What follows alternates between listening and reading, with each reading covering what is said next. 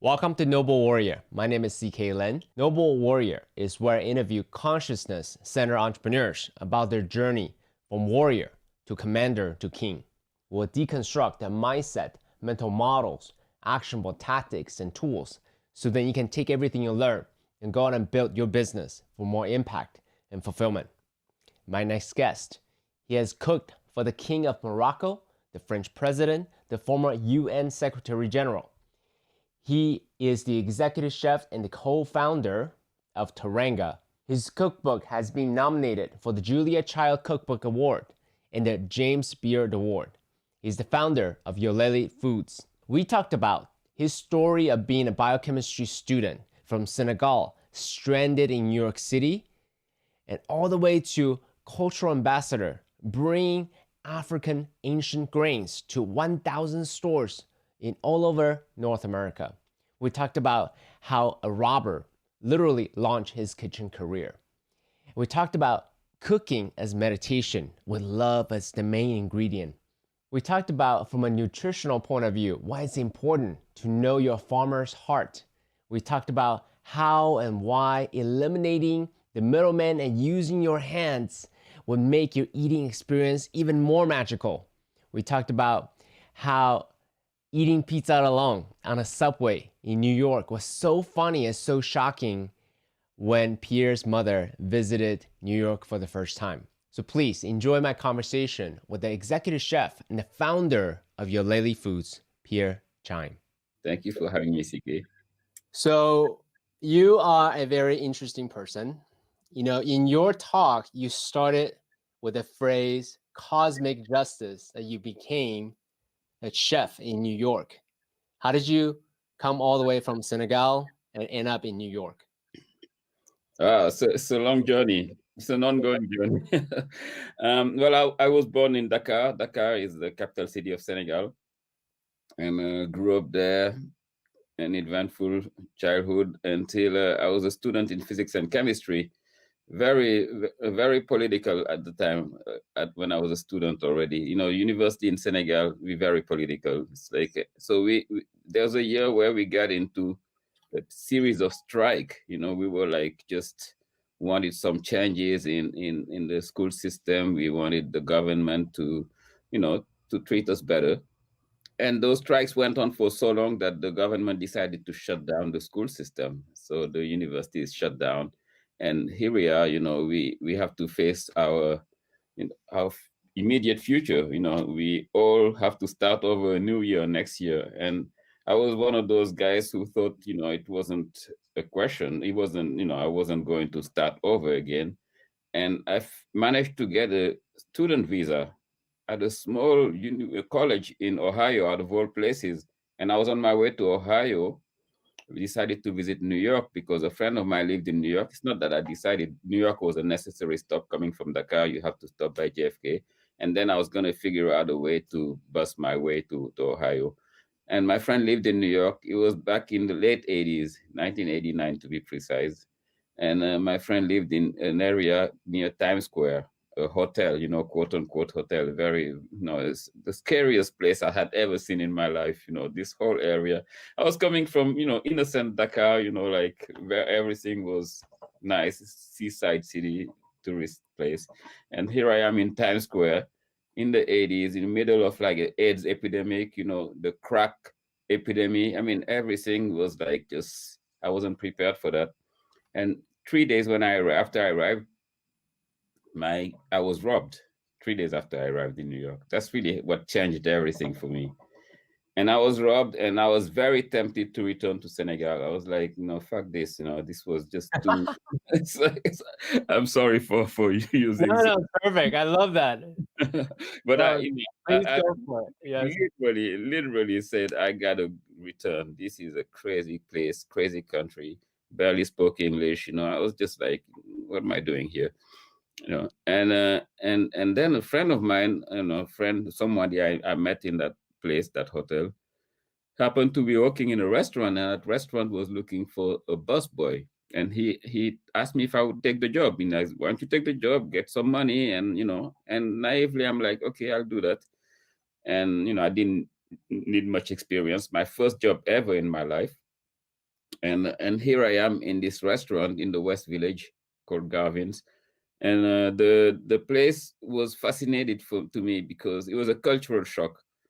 In the kitchen, I come from a culture where cooking is a gender-based activity. I grew up with women in the kitchen and men, whatever they are, doctors or street cleaners, whatever, but not in the kitchen. And here I am in this restaurant. There's only men in the kitchen. There's not a single woman, and I'm like, "What's this country is nuts?" And but that was great because not only Senegal is a gender-based activity for for the kitchen, but everyone loves food. We from It's a great food culture. If you know Senegal, it's an amazing food culture, and this is because it's just like this melting pot. Dakar is a melting pot, and it's been a crossroad for cultures for hundreds of years. We were colonized by the French. Before the French, the Portuguese were there. We have the big Vietnamese community in Senegal, a big Lebanese community, and all of these cultures, they bring their food, and that makes just like this very interesting fusion, that you see. That's really what I grew up around, this amazing food. So I enjoy great food. My mom was a foodie before foodie was a thing. And here I am in this restaurant, and I'm looking at these dishes, and I'm like, wow, this is amazing, and these guys can do it. And salivating, and at the same time very curious about how did they get there. And the chef became this friend of mine, a mentor and a friend, because he wanted to practice his French with me.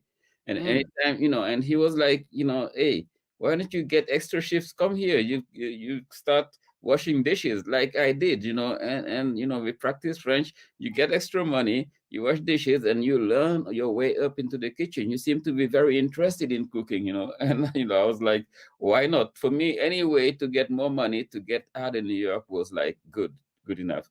So, but of course, I hated washing dishes, and that was I was like, I hated it. I was like this, college guys thinking I was going to be, working in an office. This mindset. And that was the best thing that happened to me. I think it humbled me, but it also gave me a strong foundation for the kitchen. I think, even now in my restaurants, I always like to hire people who have been going through those steps, because it's so important to respect that step of the kitchen. But gradually over the years, I've started to really fall in love with cooking. It's like, I started from washing dishes, started peeling vegetables, of course, all the steps, becoming a prep cook. After becoming a prep cook, becoming a garde-manger, working the salad station. From the salad, I started working the other stations of the kitchen, the grill, the saute station, the sauces. And over years, I mean, this been like a span of 30 years, of course, but over the years, I fell in love with cooking. I saw that cooking was also chemistry, which was my background, which is what I've been studying in school. And I could see those reactions were chemical reactions. Everything was happening in the kitchen. I could connect with the reaction. That made sense to me.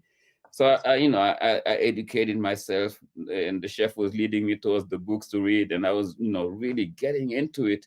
From there, I went into an Italian restaurant, learned more skills, worked in a French restaurant, Jean-Claude in Soho, and grew gradually, worked up the ladder of the kitchen until I got to this another restaurant in Soho, where I became a sous chef. It's called Boom.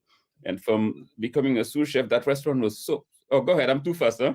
Yeah, a little bit. There's a lot to unpack, because you essentially are compressing 30 years of your life in just a few minutes. Yeah. And let me backtrack a little bit, bringing back to the origin story, where you Sure. were robbed, about to go to Ohio, never made it there. You were robbed, and you decided to take a dishwashing job as a way to just make some money to get out of the place, right? Mm-hmm. So bring yourself back to that position. Can you share with us how you got out of that dark moments? Because in that moment, it couldn't have been feeling great. You couldn't have seen the trajectory of your career. So in that moment, in dark moments, how were you able to, continue to be confident and move things forward? Or it literally was just, hey, I gotta make ends meet, so I'll take whatever. Can you bring us back to that moment, please? Yeah, I think that what switched at some point. I mean, I was very anxious in the beginning and almost panicking until I learned to accept it. I was like, okay, this has happened now. I have to, there's nothing to change about it. I'm broke. I have no money. I'm, away from Senegal, and I have to make it happen. So I think the moment I've accepted it, things changed in a way that was positive. It's like, and I started to see a light. This chef became my friend, and he told me that I could still find a path and get to where he is now, just by working hard. And and I worked hard. I mean, I worked really hard. I was accumulating hours like nobody's business. I mean, it was crazy. I was like trying to get out of here. So the only way for me was to work. I had no family around, nobody. It was just me, this young kid from Africa who wants to leave this crazy place. So yeah. Did I answer your question? You did, and I asked that question also as a teaching moment for the younger Pierre or the younger CK watching this, right? Because this is COVID, business may not be doing so well, whatever business they're in, presidential election just happened. A lot of things are changing all over the place, and some of them may be at a dark place. So I wanted to use your experience as a teaching moment to say, hey, what did you do to get out of that dark moments, to get out of those dark circumstances? Yeah. I mean, just for me realizing that there was things that I couldn't change. The fact that I was broke now, and like I lost everything. Accepting that is just put me in a better place to face the future. And then I realized the future now was to roll up my sleeves and learn new skills with what I have. And so again, focusing on that particular moment, you're a college guy, you're supposed to study physics and chemistry, and now all of a sudden you're a dishwashing busboy. And was there, you had said it earlier, it's a humbling experience. So was there a mental shift that you needed to happen for you to humble yourself to do these type of manual labor work? Or was it just, hey, circumstances happen, I'm gonna go wash dishes, it's not a problem? Was it fluid? Was it some challenges internally when that shift happened? I wouldn't say it was fluid, but again, when I say accepting, that's the really the word that really comes to me. It's like just to say that I've embraced it. I've embraced everything, the circumstances. I'm in a deep stink right now, and this dishwashing job can help me get out of it. So I'm going to give it the best. And I was a good dishwasher. As far as I know, it was like I was like, I want to do it right. I would just want to get myself up, right. I'm really down right now. And that's what I meant by when in my TED talk, when I begin by the accident the universe created, the word, like it's something like that, right? But that's what it is. The universe had a plan. I believe, and I had to go through this dishwashing job to get to where I am today. Without it, there was no way I would have gotten here. I wouldn't even think of cooking as a career. This is and just learning those skills. All of this, the universe knew what was happening, and for me, it was I was resisting because it was humbling, it was difficult, and I felt like I was above this. But accepting it allowed me to do it right and to not get fired and to keep growing. And Yeah, and then I did a lot of research and a lot of the previous talk that you've done, and then you said that someone in one of your videos that you're actually really thankful for the person that stole your luggage. Absolutely. I mean, especially when, I have the privilege of seeing where I would have been, because I came to New York with a friend of mine, my best friend at the time. We were both students, and I actually found that college where he went, the college in Ohio. I found the college, and I told him, let's apply, and we applied, and we got through. And he went to Ohio, and he became a chemical engineer, and he's doing his thing, and I'm doing my thing, and I'm like, I have no regrets at all. And him, listening to him sometimes, he's like, wow, I wish I was cooking, I wish I was in your place, I mean, that's really, I thank this guy. I mean, the whoever stole my belongings Yeah. did the big So, thing. so one thing I do want to ask, because you came out of more of a apprenticeship, right? From, as you said, busboy to prep cook to salad station and so on and so forth, versus going to like a traditional cooking school per se. So knowing what you know now, could you unpack for us sort of how you learn this, how you master the different skills? And by the way, I'm asking this question because I was watching one of your shows where you were, talking a lot and cutting a lot and just like, paying attention a lot. And in my mind, I'm like, how does he do that? He's talking super fast. You're cutting super fast. How did you like? What is your learning methodology? I'm curious now. Your thought. When I found my passion in cooking, I just went all the way. I went all the way. I just, that's all I could do. That's all I would do. I would practice. I would read. I mean, I have an incredible cookbook collection. And that came from those days. It's just been something that I just wanted to. And I went to other chefs to do apprenticeship and learning skills. So the question you asked me is, how did I get there? I think this is the best school, to go through those steps, with the passion first. You have to have passion. You have to have to be into what you're doing. You have to really love it. Love is the ingredient that gave me the way to do it the way I did. I love that. Love is an ingredient. That's a quotable quote.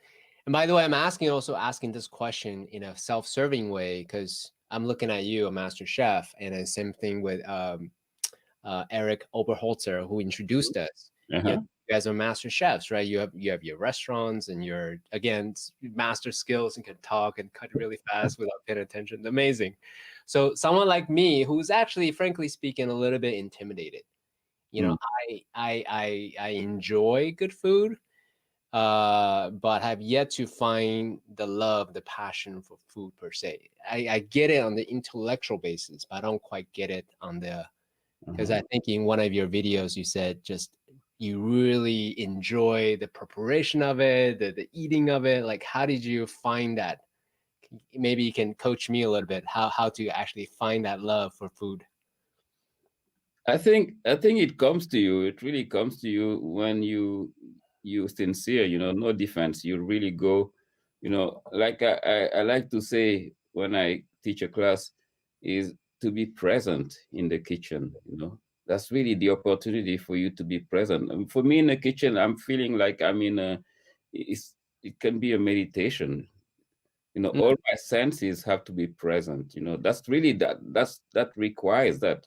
Cooking requires to have all your senses present, and it starts in the market. When you go do your market, you want. I mean, the market is like a feast of senses. You have the sounds, you have the hagglers, you have the colors, you have the smells, and all those senses give you information about the ingredient that you're getting. When I want to buy a fish, I want to make sure I touch the fish with my hands, my fingers. I poke it to see that the fish is fresh. The flesh has to be bouncing back. The eyes of the fish have to be having a certain brightness, and you have to look at the gills to make sure they're bright red. The same thing when you buy your mango, you want to touch the mango to know how that mango is feeling. You want to smell the mango also to make sure you have that sweetness that particular to the mango that just comes on you. That's how you get to connect with those ingredients. So there's a connection, there's a communication that's happening between you and the ingredients. And over time, that becomes something that's like, that's another language really that's part of you. And, to answer your question, if you get that presence in the kitchen, when you go in the kitchen, just be present, and you're going to start hearing the ingredients talking to you. You're going to start hearing, I mean, you're going to, in the market, you'll feel that too. And, and you taste, of course, and as you taste, trust your intuition. There's intuition. You see, I'm talking about things that are really not as concrete as, those who are used to using reason and rational in their, and this is not what it is in the kitchen. This is really, it's about the senses. It's about like feeling, Mm. back, especially me, I come from a background in Africa. There was not much cookbooks. When I was writing my cookbooks, oftentimes they were pioneering cookbooks. It's like, I mean, mine was the first one in English for Senegalese cookbook, actually. And so because we didn't record the recipes, we cook with our senses. We cook with the feelings, and that's what the mothers would tell you. Whenever I would call my mom to get a recipe, sometimes it was frustrating because she would tell you, what do you mean, how many teaspoons? It's not like that. It's like, and finally I got it. And once you get it, it's so easy. It's really easy. It's like it's great. Yes, I mean, here's the thing. You were physics and chemistry, so you understand my cerebral self, There we go. why I'm asking these questions, right? Because like you, my mom was a master chef. She loves food, and she would just always tell me, "Oh yeah, a little bit of soy sauce, a little bit of sugar, Yeah. a little bit of something." And I'm like, "What do you mean by that?" I need to understand. I don't understand. Like, how do you get it? So, anyways, so one thing that I hear from what you're saying is more of a feeling, right? An intuition, and it's not so much about the intellect, even though there is an intellectual component to it, but most of it is really be present, and the food, the ingredient would talk back to us. Essentially, that's what you said.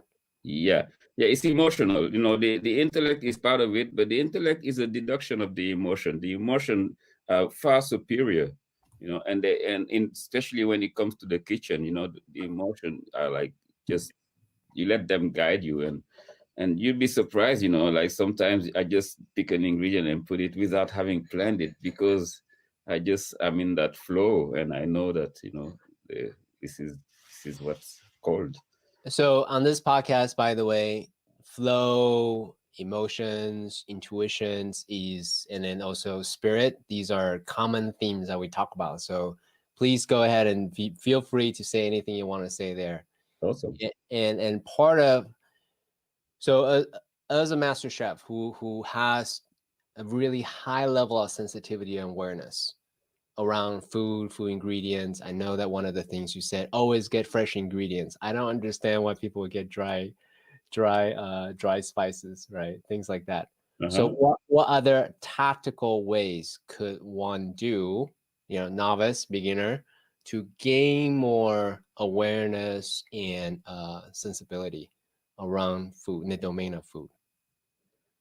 Well, a tip would be, again, coming back to the ingredients. The ingredients are everything. The ingredients. If you manage to get good quality ingredients, most of it is done. I mean, the rest, we like. I mean, in a sense, we are con artists, chefs, because we do all these things to like make you look like we're doing something. We're doing nothing really. Everything, 90% of it is the ingredient. Wow. 99%. I'm wrong. 99% is the ingredients. If you have a fresh fish, a fish that was just caught here. You have to have the technique, but the technique is the part that, is the reason. But the rest, you can't go wrong. You can't miss it. It's like the fish is already, nature has made it this way. It's here, and everything else is the same way. If you have great ingredients, you know how to source your ingredients properly. And when I say great ingredients, I'm talking about the whole picture too.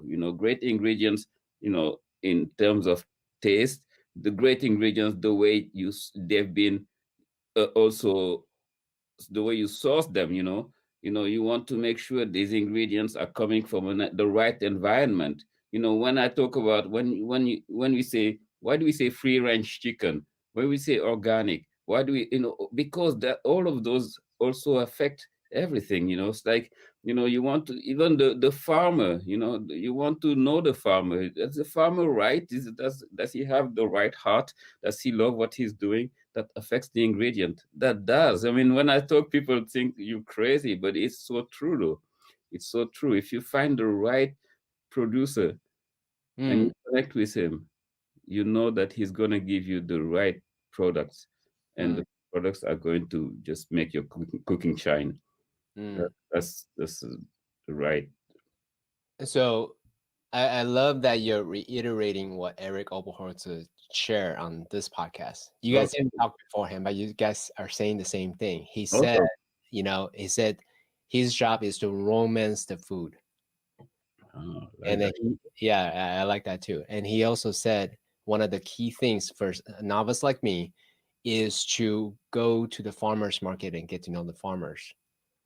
The same thing you said, because it's about understand how they think. I'm interpreting now. These are my words.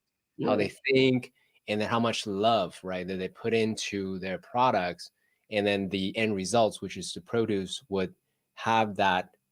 And then on this podcast, we say we make what we are. So if they have a right mindset with the right currency, the end results will show up on a superior, more premium basis. Is that a good recap of what you said? Absolutely. You said it even better than what I tried to say. That's exactly what I was trying to say. If they have the right mind, the right heart, it can't go wrong. The product will be right. But if they are already focused by profits only, I mean, they're like thinking shareholders, they're not thinking about the soil, they're not thinking about the product, they're not thinking about the planet, these guys don't care, to feed you poison, which is what they will feed you. They will feed you poison, and that's what's happening. Look at what's coming from big agri. That's poison, because those guys are not farmers. They are like, I don't know, factory, whatever. I love how you just say whatever is on your mind versus trying to be diplomatic. In all of your talks, you just say what's on your mind. I love that. Because I haven't been educated. I didn't go. I wasn't formatted in the school system. Thank God I didn't make it to Ohio. So okay. So a quick recap, visit your local farmers, immerse in the local culture. That's one of your favorite things to do. When you also said that, right? Whenever you go all around the world, that's what you love to do. Get fresh ingredients, fresh herbs. You also said about cooking with your hands and eating with your hands. Can you say more about that? Why is that important? So I think the hands are your best tools in the kitchen. Your fingers, your hands, the information that you can get, the way you can communicate with your ingredients, with everything around you, the way the hand does it, nothing else can do it. And having what you want to do to avoid is a middleman, right? That's why you go directly to the farmers, right? Right. Well, that's what it is. That's what it is. But try to eat with your hands. I come from a culture where we eat with our hands. Try to eat with your hands. I mean, obviously, some of you guys have to just go beyond there's a cultural, just some blockage somewhere, but just go beyond that. What we do, we wash our hands, of course, and we eat with our right hand. Our right hand, that's the hand you use to shake people's hand and stuff. That's the hand you greet people with. That's like the hand that you take the food and you feel that food, right, and you put it in your mouth. The food will taste so much better. I mean, Casey, try it. CK, try it. And tell me, try it and try it again. Try it without all the biases. There's so much, layers of cultural blockage that you have to remove before you connect directly. But what you're doing is you're removing the middleman, the metal spoon. What's that metal spoon? It's like, just leave it. Use your hands. Yes. I cook, I touch with my hand, I do everything with my hands, and when I eat, I like to eat with my hands too. Yeah. Not all the time, obviously, but when I have the opportunity, I do it. So I'm smiling a lot because what you said is essentially what my mother said as well. She loves to eat with her hands too, Ah, especially around seafood. Like she just like get in there, like yeah, oh, yeah. I mean, and how can you eat a crab without using your hand? You know, you have to open it and like get it directly, and that, oh my goodness, that's magic. You know, that's really how it goes. as you said, mental blocks, right? Because Yeah, as a city person, I like things. I'm a little anal. I'm a little OCD, right? So I don't like messy things. yeah, exactly, exactly. Yeah. But hey, I'm willing to learn. So now that Eric has said it, you've said it, my mom said it. You know, enough people have said it. I'm Yeah, willing to give it a shot. give it a shot. Give it a shot for sure. Okay. What about you? Also said not just the preparation part. What you love about food is when you eat, you like to eat with your hands, with music, and you also are very active in creating like a like an invitation. So it's a social thing to bring people together. Can you say more about that? Mm. Music and friends and social community. Music is a, I mean, for me, it's a personal thing. When I cook, especially when I'm creating, when I'm going free flow, I have a particular. I listen to diverse music, but I love to listen to jazz when I cook, and uh, old school, because that jazz, that's free flowing, that just the musician, the way they, I mean, it's intuition, and there's like, call and response between instruments. That's a way that's cooking for me, in a way that's cooking. It's like, the cooking is like different ingredients reacting to each other, and you the cook, you're the medium, but you like also playing a role in it, and you if each of us are playing to have something harmonious, and that harmony is musical, and it's like it's a different dimension because it comes with with taste, and but you have a symphony of flavors that Mm, as you cook and as you eat, as you cook, it comes in smells, it comes in, and as you eat, it tastes, different layers, and it comes in, and that's how music comes to this symphony. So yes, it's very important for me, is to music just help me get to that place. It's not necessary, but it helps you get to that place. And oftentimes in my kitchen, I understand often my cooks too, they love to play music. We may have different style of music, but music takes them to a place that just allows them to do their cooking better. So that's fine with me. And and the having people around, the invitation is really, I think, um the reason really for cooking. It's like bringing people together. It's because I come from a culture where uh, we eat around the bowl. You don't eat alone. I remember my mom. I didn't realize that until one day my mom came to visit me in the US. That was way after they had accepted that I was a cook, and I will never be the engineer they dreamed of. But it's another story. But she came to visit me, and she was shocked. We took a train, and she was shocked to see this guy eating a pizza in the platform. And she was like, I mean, something New Yorkers would walk by, they wouldn't notice. My mom was like, wow, hey, look at this guy. But what shocked her was that the guy was eating alone. It's like he was mm, like sitting down. He wasn't able to be patient and get to the place where he would be mm, surrounded by his loved ones and his friends, and mm, share whatever, because mm, we eat around the bowl, and we eat, in Senegal. I grew up in a way, at school, you would go to school at noon, we would leave school. Everyone would go home at noon to eat lunch. And we would sit around the bowl, and we would eat, some of us with our hands, others, because they've been colonized, they use their spoons. But, we'd eat around. But that's the moment where we share. It's more than just the food that we share. We share just, this is love. This is a moment of trust. First of all, eating around the bowl with people left and right, you have to trust them. There's trust coming, there's love coming. And the more important is, oftentimes you would see somebody in the bowl, around the bowl, sitting that you wouldn't even, you didn't know he was coming, or you don't even know him, because you always have a guest. They always, my mom taught me to always invite people, she, Mm. because this was a belief. She grew up in that culture, and I grew up in that culture. We believe that the more you have people, especially when it comes to food, these people bring blessings to you, especially if it's somebody who's not expected.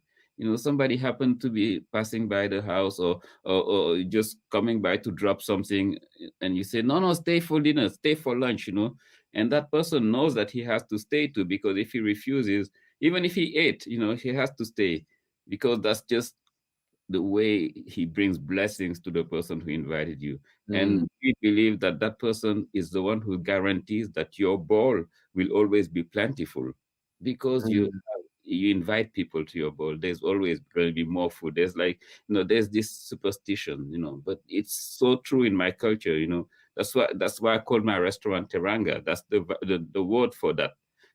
Is that hospitality, that sharing with people, Mm. bringing, and I'm so sorry, I'm just bringing so many different layers, and I probably. No, this is great. I love it. I totally love it. I mean, by the way, just so that you know, from all the research I've done, Mm-hmm. your commitment to use food and music and culture to bring people together and in a communal table, Mm-hmm. that's palpable.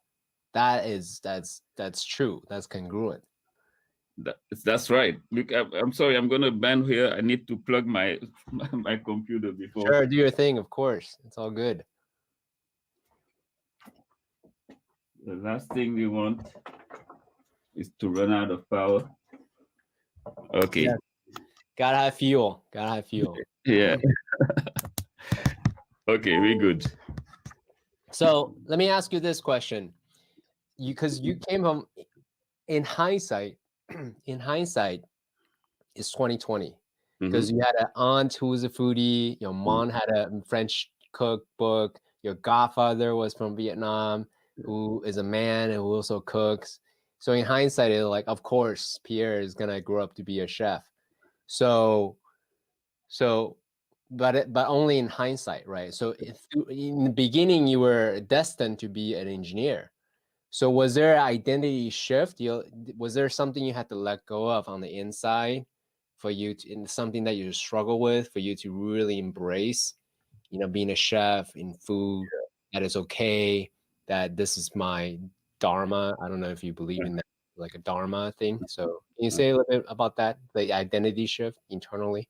Yeah, yeah. The thing I had to let go of was my ego, really. I mean, the physics and chemistry I had no problem letting go of, because there was no passion there. I was just happened to be good at physics and chemistry in high school, and then when I went to college, university, I got sent to the Department of Physics and Chemistry. I couldn't care less. I just wanted to have my college degree, but I that wasn't the thing.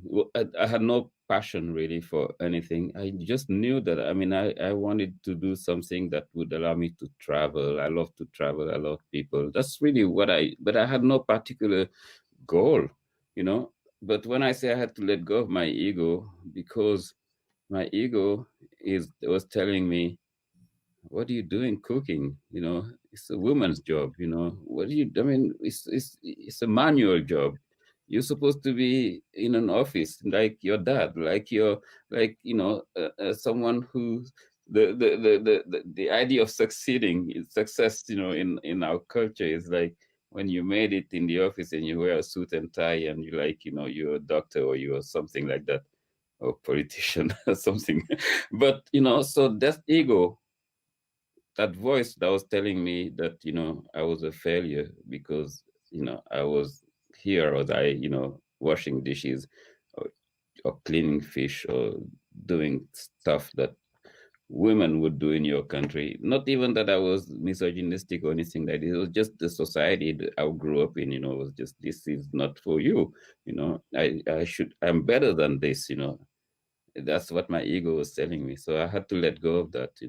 That shift uh, came when I found the when I was honest to myself that I really loved cooking. I realized that this was, and that I and realized that cooking didn't have to be limited to um, just what I was actually doing. I could dream of better places to go.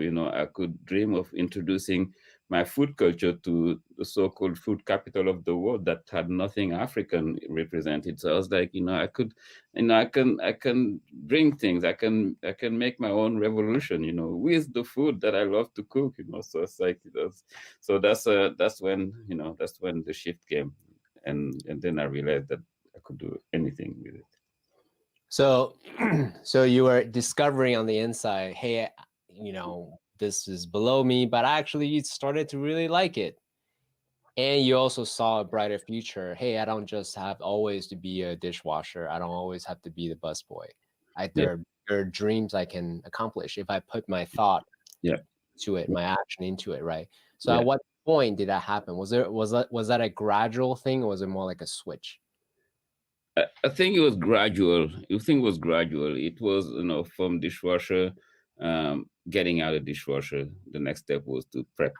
So prep was the next step, and I'm like, prep is not good enough. It's like I just gotta get out of prep. And I was ambitious. I'm an ambitious guy. I admit, and I wanted always, to be to the next step, to be at the next place, and that's how it happened. And then it really happened when I got offered a chef de cuisine position.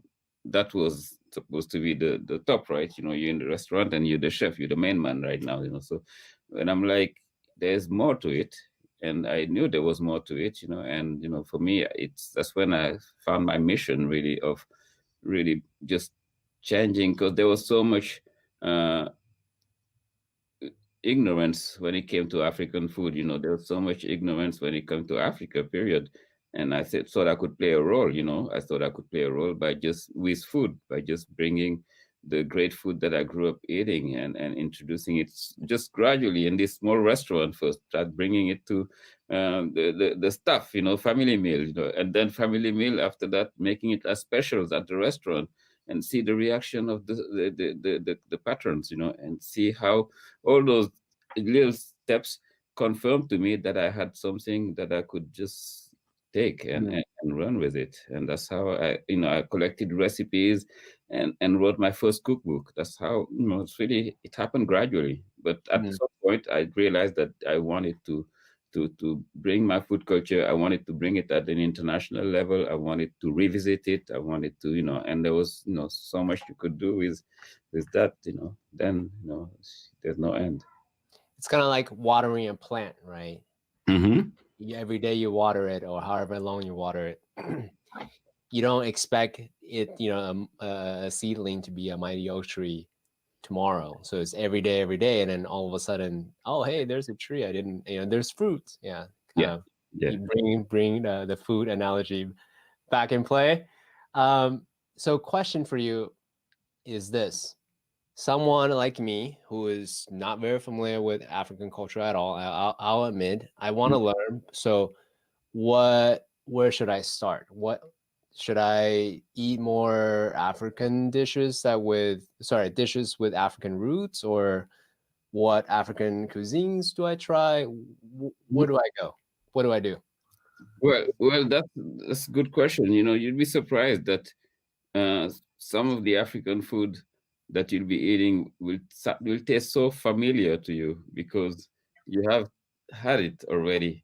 When you look at the influences that Africa has in this country in particular, with the Middle Passage, and you look at the food that you have in Southern food is African food, really. It's West African food, gumbo, jambalaya, Hopping Jones, all those dishes are West African dishes. You can trace them directly back to specific regions of West Africa, Senegal, Nigeria, Ghana, because that's food that was brought here with slavery, and it came and it stayed. The ingredients that were brought here with slavery, people don't talk about that. Some ingredients like rice, people always connect rice with Asia. Yet there are two families of rice. There's the Asian rice and there's the African rice. There's two big families. But the rice that was brought here to the America, that started in the Carolinas, was the rice that was coming from West Africa. There's called the Oriza glaberrima, and there's some research has been done, and then finally realizing that they were targeting slaves in parts of West Africa because they had a rice culture, and they were bringing them to the Carolinas to make this economy of the Carolina around rice. The whole economy was based on rice. That they called it the Carolina Gold, by the way. Mm. So African food it has been present in many parts of the world, and we don't realize it. You talk about paella in Spain. People don't realize that paella started in Valencia, and Valencia at the time was part of the Moor empires, and the Moor empires actually was like stretching all the way through Morocco, Mauritania, which is south of Senegal, north of Senegal. And paella is a dish that's so similar to Senegalese national dish, the chebujen. It's the same red-colored rice with seafood, and that's the only dish in Spain that they eat around the bowl. Everything else they eat differently. But this paella, they have this large bowl, the same way we eat our rice dishes. So there's, again, and then you do more research, you realize that rice arrived in Valencia in the 16th century with the Moors. So, so you had paella, so you had already had some African food. You had gumbo, you already had some African food. You had jambalaya. So, food is just a safe way to learn more about our food culture, our culture in general, African culture.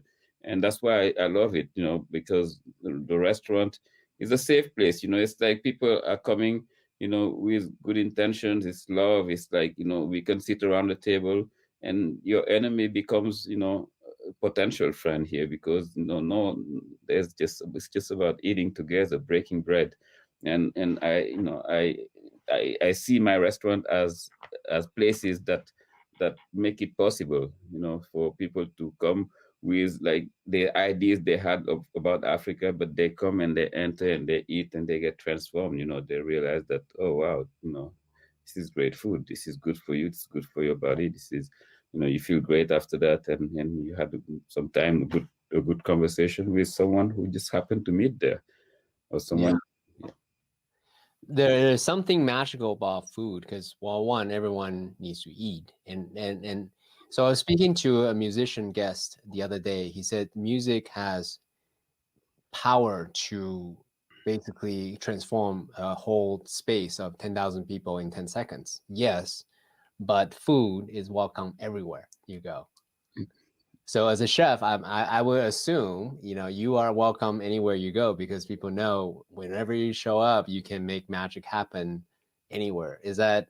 Am I projecting? Is that an accurate observation? Well, it seems to be true. When people know that you're a chef, they often expect that you're going to come and whip up a gourmet dish for them or something. But the opposite also is true, because people are afraid to invite you for because they just intimidated. They don't want to be judged. Yeah, and they will not be judged. I love eating simple food. So. There's so I can interview you for hours, but I know that you also have a time constraint here. So I wanted to ask you a question about. So now that you have, actually no, a side question, because you mentioned this a few times. It would do my audience a disservice if I don't ask you about it. You had talked about ego. You had talked about meditation. You had talked about flow. You had talked about the energetics. Have you had some kind of training or the education, or is it just culturally that's just part of the language? How you grew up you really think about the ego as separate from who you are. Does that make sense? Yeah. And I did have interest in myself, in searching deeper, and that led me there. And I guess my love for reading led me to reading a lot about other spiritual literatures. A lot of it was Buddhism, Islam, I mean, Christianity, mystic, oftentimes I was always looking for the esoteric part of it. And that's really how I started to practice meditation, and just because I thought there was more to life than just going through the motion every day. Just go wake up and there's I thought I'm still searching. I thought searching and taking the time to be still and just not think, you know is the best thing I found. Yeah, Like, to be still is one of those things. It's 2 words, to be still, or 3 words, to be still. But for me, it's one of the most challenging thing I could take on. it's challenging. Yeah, I don't know if you ever done Vipassana, the 10-day silent meditation retreat where Not yet. I want to do it. I haven't done it, and I haven't. Lisa, my partner, she's done it, and no, I haven't. And it's not easy. It's No. not. Have you done it? It sounds simple, but it's just, oh my God, it's so intimidating. And I've done plenty of like plant medicine and all these different kind of ceremonies. Okay. And Vipassana is one of the most challenging things that I've done because it's 10 days. For the first 3 days, a quick share, for the first 3 days, all they focus on is this area. The nose? No, just the little surface area below the nose. That's it. Oh, That's what you're supposed to focus. And then I'm like, oh my God, it's so...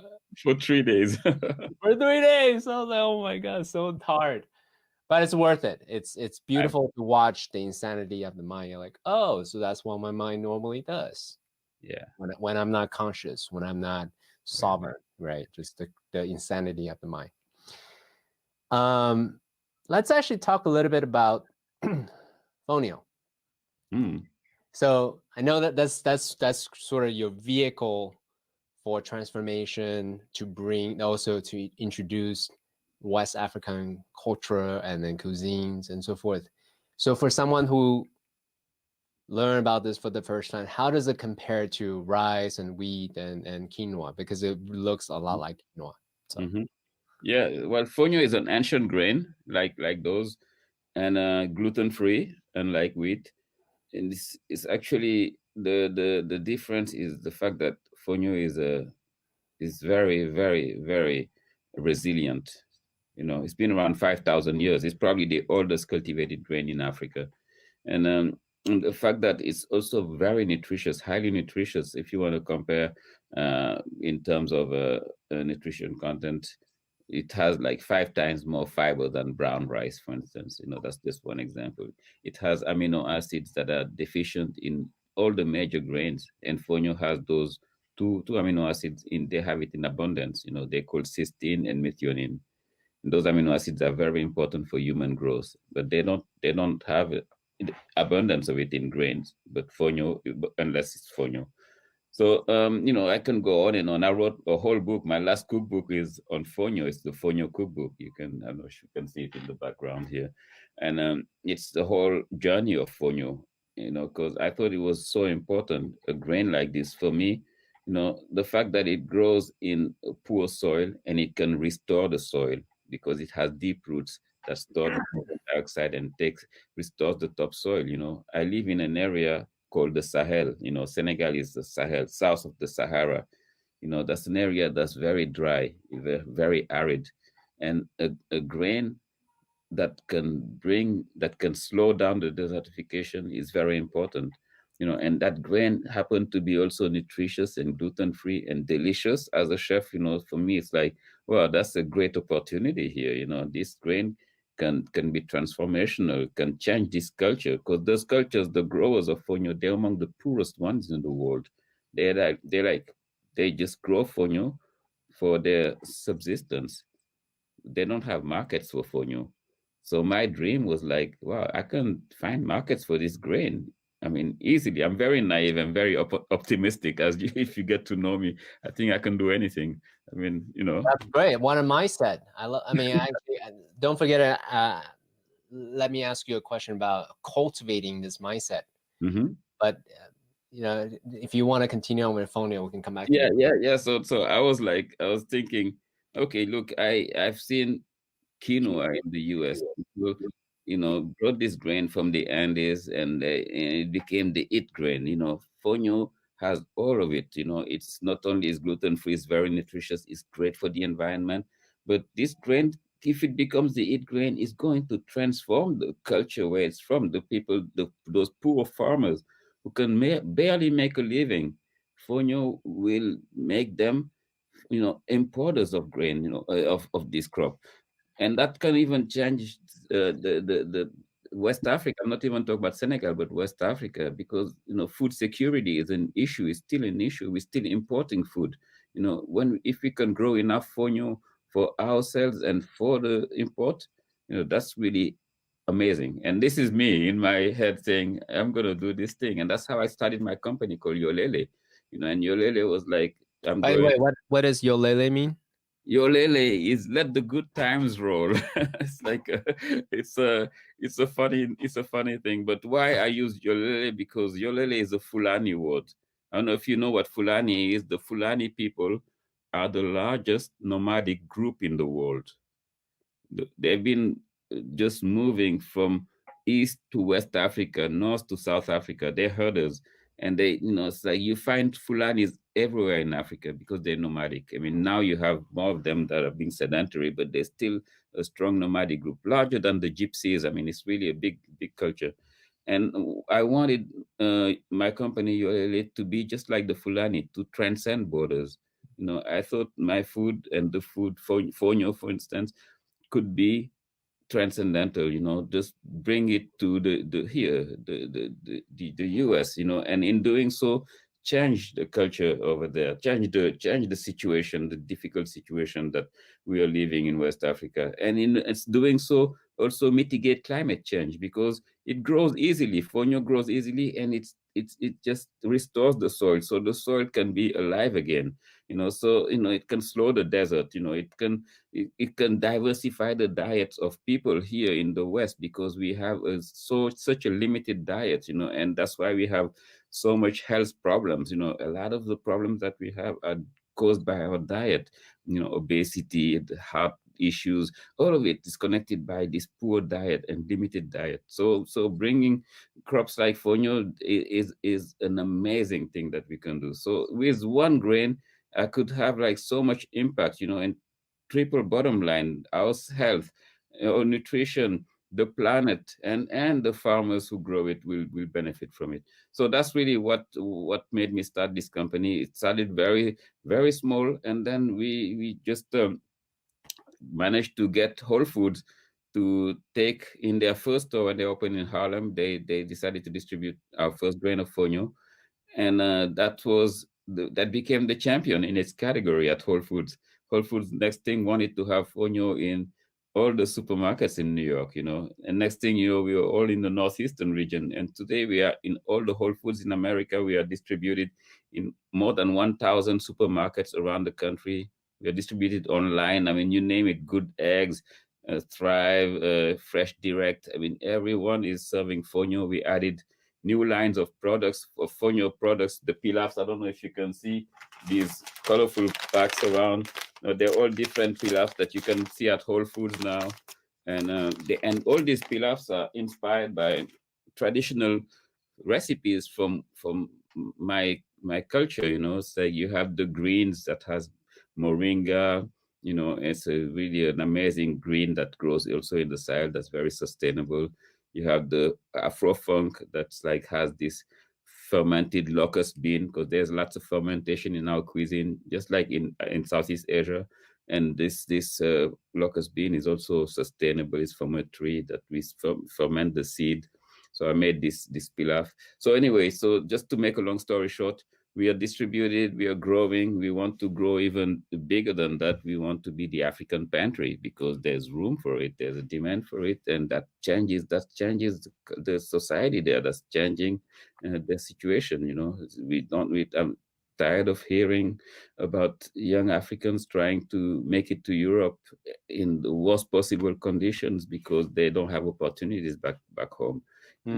and people die. People die in the desert because they're trying to cross the desert by foot to make it to Europe. People drown in the ocean. I don't know if you heard the news just last week, like hundreds of people drowned because they tried to make it on fishermen boats. They have these dugout boats and that's how desperate they are, Mm, and that shouldn't be, you know. mm, mm. They have gold with Fonio.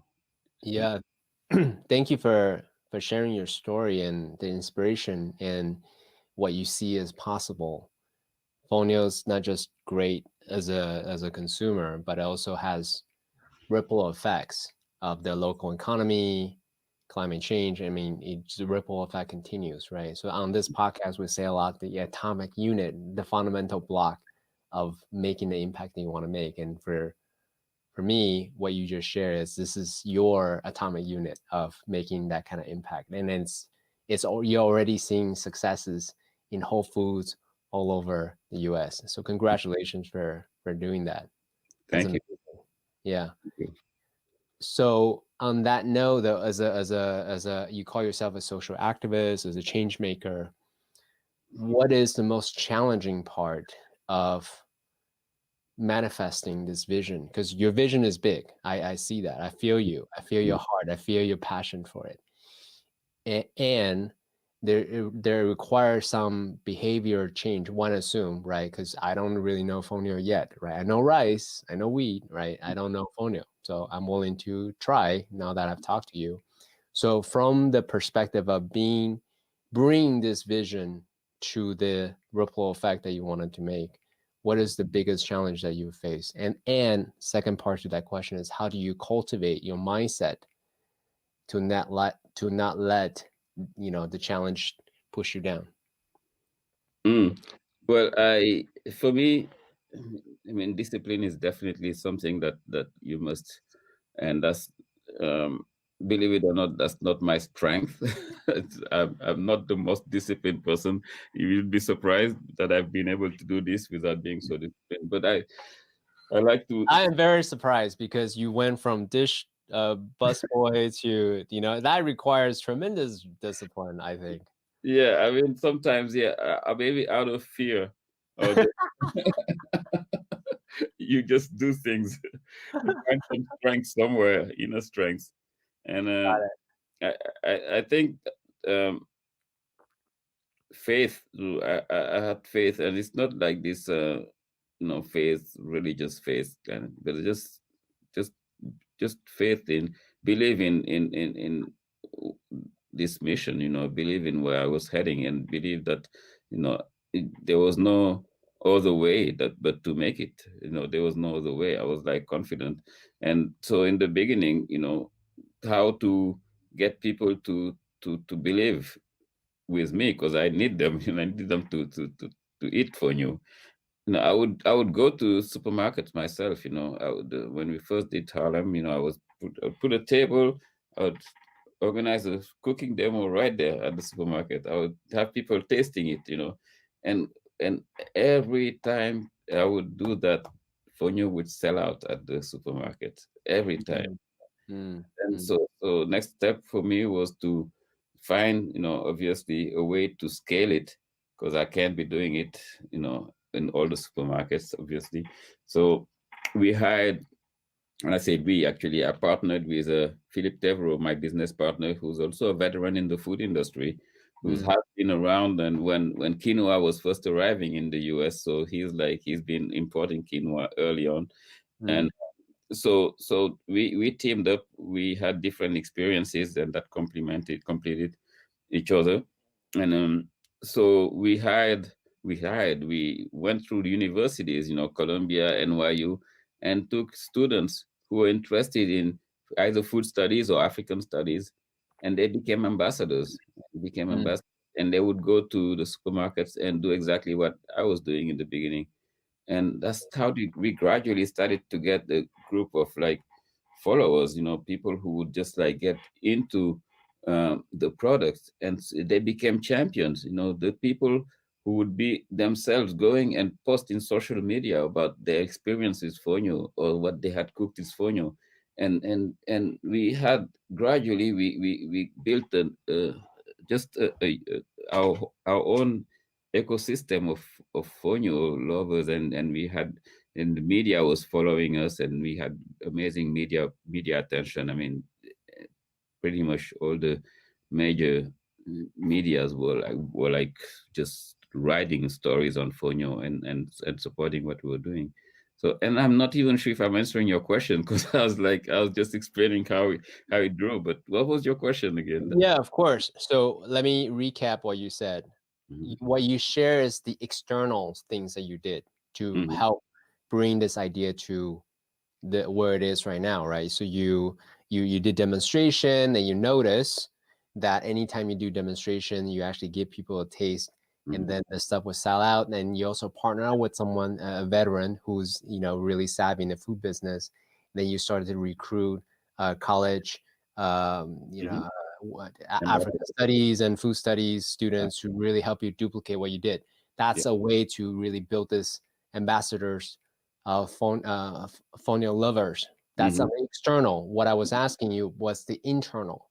How did you cultivate your mind Mhm. such that no matter what's going on, you can withstand the setbacks, the lack of feedback, the rejections, the all of that, things that we as entrepreneurs will experience. Hmm. Yeah, I think that mind was already trained to to accept setbacks and challenges from my first days in New York.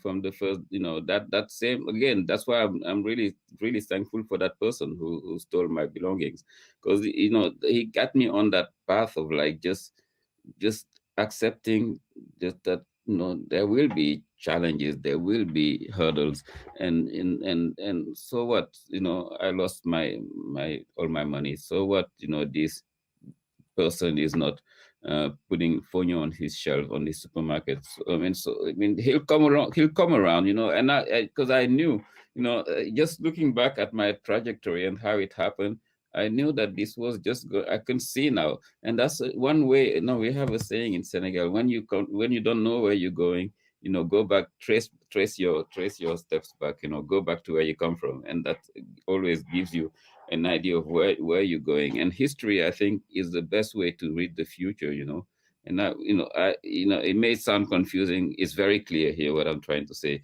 So I'm going to try to make it clear to you.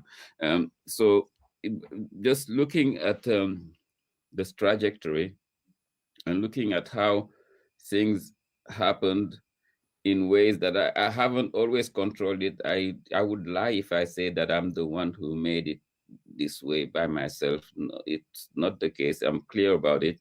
I'm clear that there was like some immanent justice. There was some like some guidance, at least, that allow me. And I'm also clear that even the mistakes that I made were like necessary. Those mistakes were like actually part of the path to get to where I was getting, because I'm able now to look at those mistakes and I'm like, if I hadn't made that mistake, I wouldn't be here. I would be somewhere else, which was not where I would want to be. This is where, so I guess I want to say that my mind is accepting uh, whatever comes, because I know Mm. whatever comes is part of part of the way to get to where I'm going.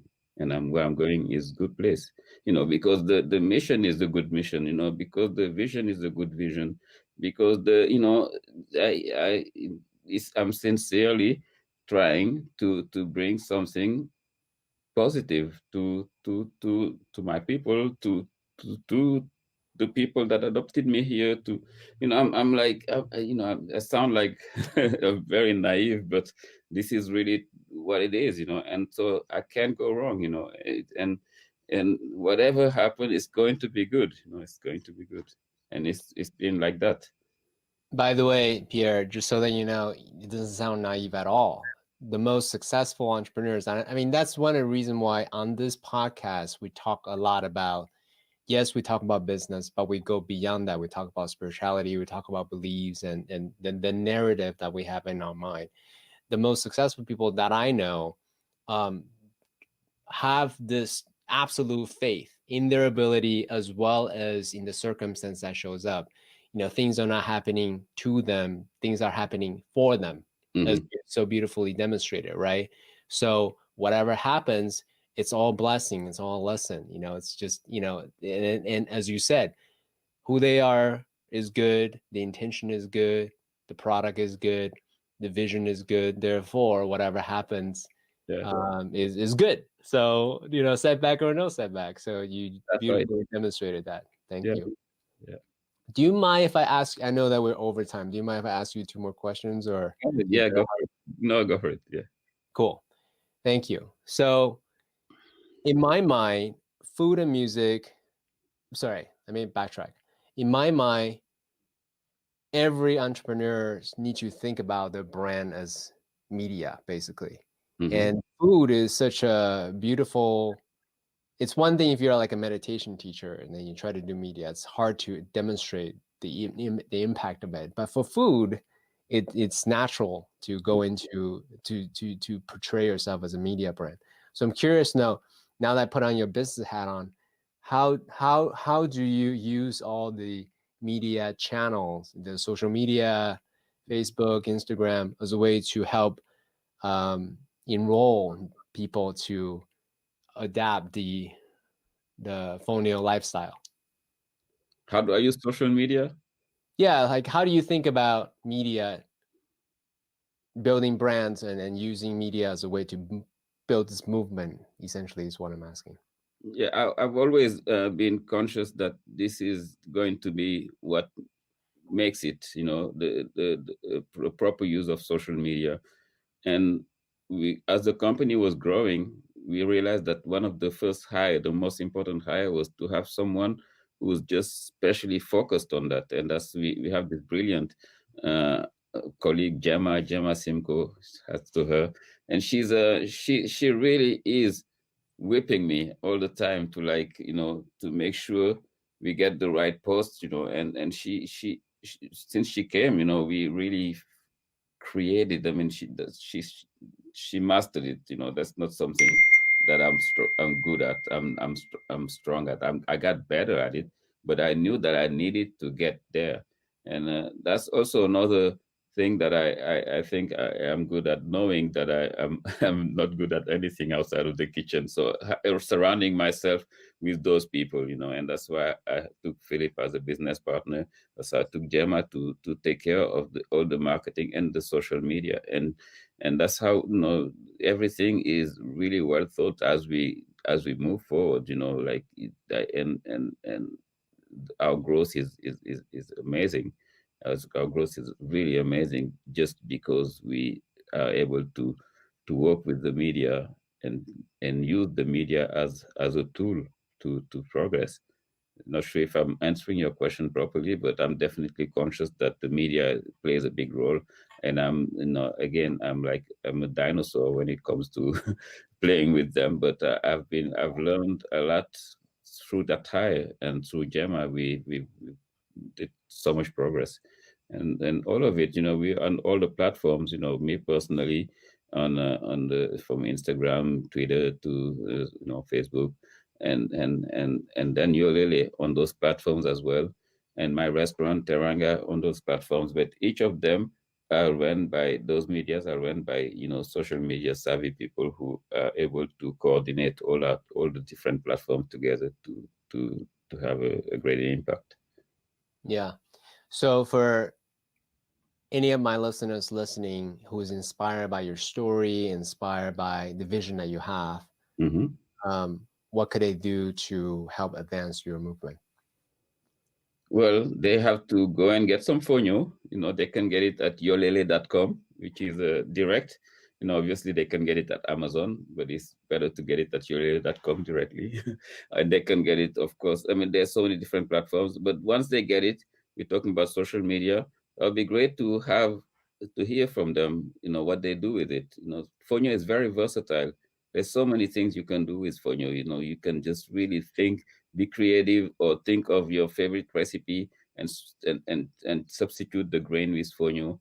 fonio cooks in 5 minutes, so it's quite fun to do. And again, it's that versatility really makes it just so much fun. And send pictures, take pictures of it, and tag us, tag Yolélé, tag Teranga, tag myself, Chef Pierre Thiam, and that would be really great, because in doing so you let your network of people know about fonio, and you would make a great contribution. And in addition, you would add something delicious to your diet. Hey, Pierre, I really acknowledge you for sharing your journey with us, from being stranded in New York to busboy to all the way to executive chef to now being a social activist, being a founder of Yolélé, and then really doing your best, right, to make a difference in the local economic community, as well as, think climate change, on a broader scale. So really just appreciate you, man. Thank you so much for being on the show. Thanks for having me. Thanks for having me. It's also a pleasure. I really enjoyed this.